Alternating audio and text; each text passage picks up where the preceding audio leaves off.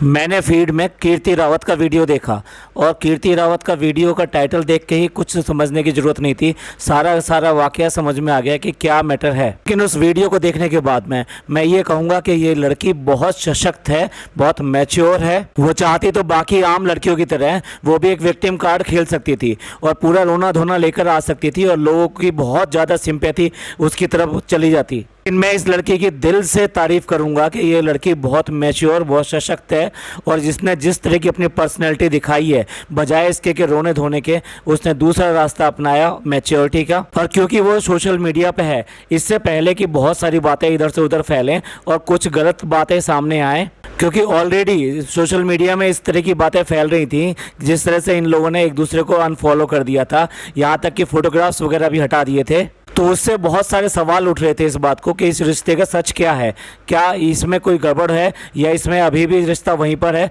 और इसके पीछे कुछ और कहानी है। लेकिन एक मैच्योर पर्सन की तरह ये सामने आई और सामने आके खुद आके सारी बात बताई, साफ साफ और बिना कुछ इधर उधर की बातें की हुई उसने बिल्कुल क्लियर कट बताया कि उसकी शादी अब कैंसिल हो गई है।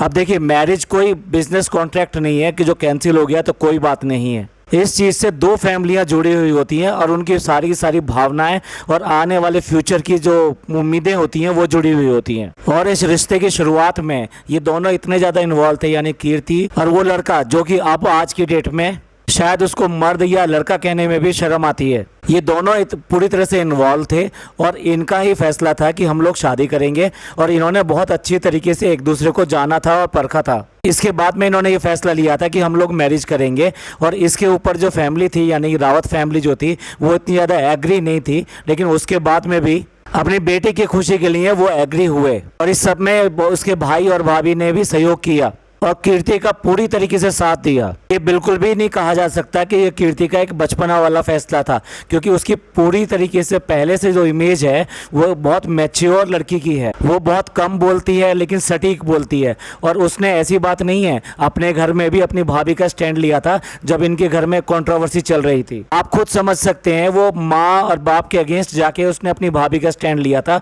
तो ये लड़की कितनी बोल्ड और कितनी समझदार हो सकती है या अपने फैसलों के लिए कितनी ज्यादा दृढ़ हो सकती है। तो डेफिनेटली कीर्ति ने ये फैसला जो है कि उस बचपने में नहीं लिया होगा, ये फैसला बहुत सोच समझ के लिया था अपनी लाइफ के लिए। और उसके बाद में फैमिली ने जब एग्री किया तो धूमधाम से इनकी जो एंगेजमेंट वगैरह हुई और जैसा कि एक्सपेक्टेड था कि ये जो जिस तरह से इन्होंने लखन की शादी की थी, इसी तरीके की ग्रैंड मैरिज होने वाली है ये भी। और डेफिनेटली काफ़ी दिन से इनकी जो है सारी तैयारियां भी शुरू हो गई थी। वो खुद अपने इस व्लॉग में पूरी तरीके से बताती है कि किस तरीके से तैयारी चल रही थी और सब लोग जो है ना पूरी तरीके से इन्वॉल्व थे और वो भी स्टेप बाय स्टेप सारे के सारे स्टेप्स के अकॉर्डिंग ही अपनी सारी प्रिपरेशन कर रही थी, जिससे कि लास्ट मिनट की जो प्रॉब्लम्स होती हैं वो किसी भी तरीके से ना हो और पूरी एंजॉयमेंट के साथ में और पूरी खुशी के साथ में ये शादी पूरी की जा सके। रही बात खर्चे की और इन सब की, तो इस फैमिली के लिए खर्चे की कोई समस्या ही नहीं थी।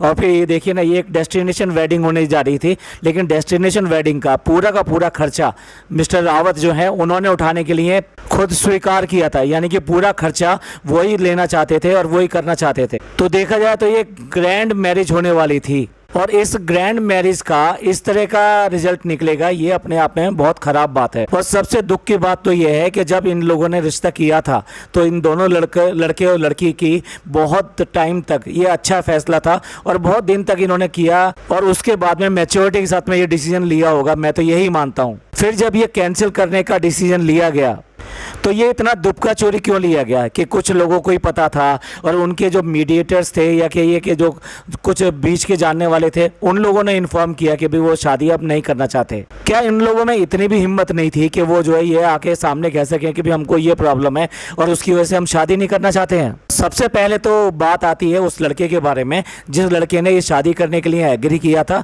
और अब जब ये बात हुई है तो वो कहीं पर भी दिखाई नहीं देता है। देखिए, फैसला उसी का था, उसके माँ बाप का नहीं था। तो पहले जब फैसला उसका था तो उसको सबसे पहले तो कीर्ति के साथ में आके खड़े होना चाहिए था, क्योंकि अगर ये बात पेरेंट्स की तरफ से आई है तो डेफिनेटली उसको कीर्ति का साथ देना चाहिए था। और अगर ये बात उसकी तरफ से है तो बहुत इमेच्योर फैसला है ये।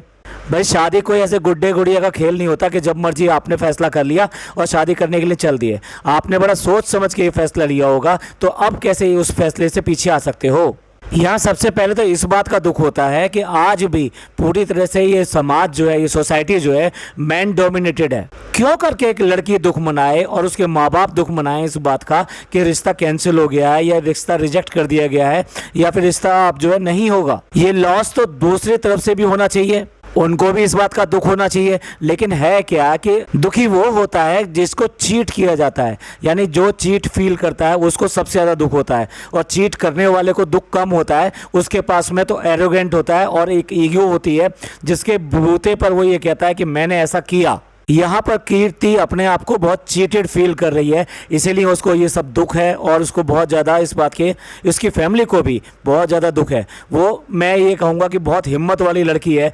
कोई भी इस तरह से कैमरे के सामने आके इस तरीके से बात कर पाए, ये बहुत हिम्मत वाली बात है।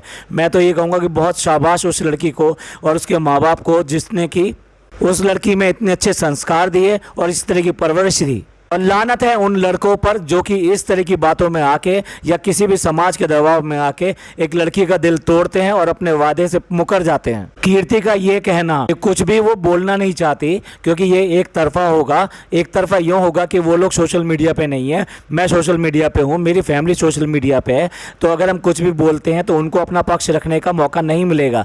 तो इस तरीके से एक तरफा होगा, इसलिए हम इस बारे में कोई भी बात नहीं करेंगे। ये कितनी अच्छी सोच है उसकी। साथ साथ इससे ये भी पता लगता है कहीं ना कहीं उसके मन में जो पहले प्यार था वो आज भी वहीं बरकरार है। उसको दुख जरूर है लेकिन उसे अपने प्यार पे पछतावा नहीं हो रहा है और उसने अपने आप पर तरस खाने की बजाय इस सब से लड़ने का प्लान बनाया है और अपने आप को स्ट्रॉन्ग करके वो सामने आने की कोशिश कर रही है। वो अपने माँ बाप और इन सबको भी दुखी नहीं देखना चाहती, तो अपने आप में बहुत स्ट्रॉन्ग बनने की कोशिश कर रही है सो दैट उसको देखकर, उसको दुखी देखकर वो लोग दुखी ना हो। पर देखिए ऐसा हो नहीं सकता कि माँ बापों को दुख ना हो। माँ भम्मू का मैंने देखा, उससे बोला भी नहीं जा रहा था, उसने पूरा रो रो कर पूरा का पूरा अपना वो दिया है और उसने भी पूरी की पूरी रिश्तों की मर्यादा रखी है जो कि कीर्ति ने कहा है, और इसलिए उसने कोई भी बात ऐसी बात नहीं कहने की कोशिश करी जो दूसरे के ऊपर आरोप साबित हो या फिर दूसरा बुरा माने इस बात का या दूसरे को बुरा कहा जाए। इस सब पे तो मैं यही कहूँगा सलाम है इस फैमिली को, सैल्यूट है इस फैमिली को, इसने मर्यादा की एक सीमा निर्धारित की और उसको पार नहीं किया। रही बात माँ बाप के दुख की, तो मैं ये कहना चाहूँगा कि जिस दिन घर के अंदर लड़की पैदा होती है तो उसके भविष्य के सपने बुनते समय सबसे पहले ये ख्याल आता है कि उसकी एक शादी होगी और वो किसी ना किसी दिन हमारे से पराई हो जाएगी, और जब वो पराई होगी तो उसे कैसा ससुराल मिलेगा, कैसे लोग मिलेंगे, ये सबसे पहले दिन से ही ख्याल में आता है। इसलिए लड़की के माँ बाप जो होते हैं वो लड़की को शहजादी और राजकुमारी बनाकर रखते हैं। वैसे भी हमारे यहाँ ये कहा जाता है कि लड़की जो होती है वो धन धान्य वही लेकर आती है, यानी जब वो बेटी के रूप में होती है तो उस घर को भरती है पूरा।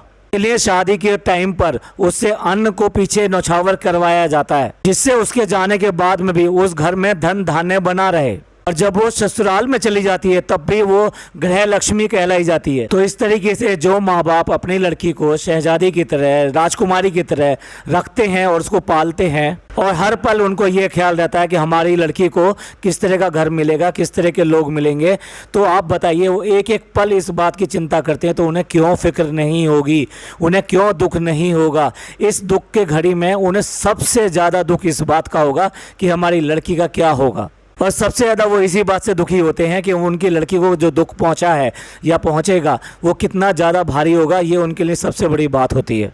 एक बात बहुत ज़्यादा महत्वपूर्ण जो दोनों ने कहा, यानी कि भम्मुमा ने भी कहा और कीर्ति ने भी कहा, और वो ये थी कि इस घर में रिश्ता करें जिस घर में कोई एक लड़की ज़रूर हो।